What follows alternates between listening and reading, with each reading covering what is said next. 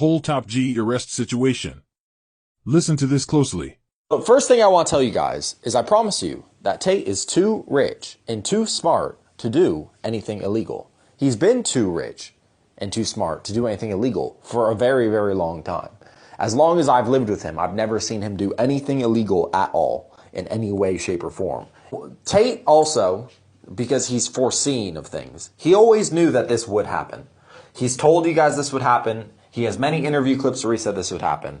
It's a 3-life process when you're someone that that let's say the Matrix or the mainstream news or the people in charge do not like you. It's a 3-step process. First, they try and cancel you. So they tried to cancel Tate. They really did. Unfortunately for them, they failed. So they failed on that end. So if they fail on canceling you, what's the next move? Well, the next move is jail. And by the way, you can see this playbook. They do this playbook with Julian Assange. They do it with credible people. It's what they do. First, they try and discredit you and cancel you, so no one listens to you. If people keep listening to you, then they have to try and discredit you further and try and put you in jail. That's the next move. And that's what the Matrix has done. The Matrix is now trying to put Andrew in jail.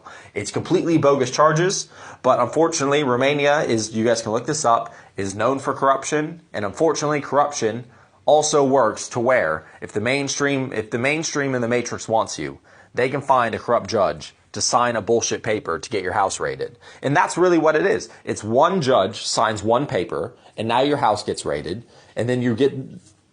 And that's how it goes. That's just how it goes.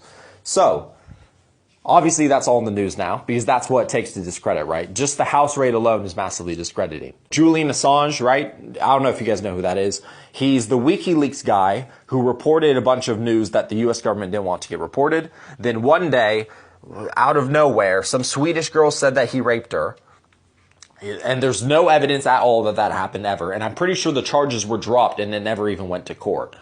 But by then he ran away and hid in exile in some embassy. He was in that embassy forever.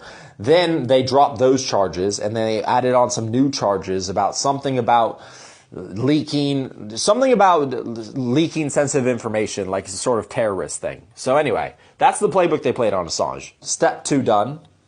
Will they attempt step 3? Because step 3 is, if they can't cancel you, and if they can't put you in jail, or if jail doesn't ruin your influence, the next thing they do is they kill you. They Epstein you. And Andrew's clearly said on multiple podcasts, he will never kill himself.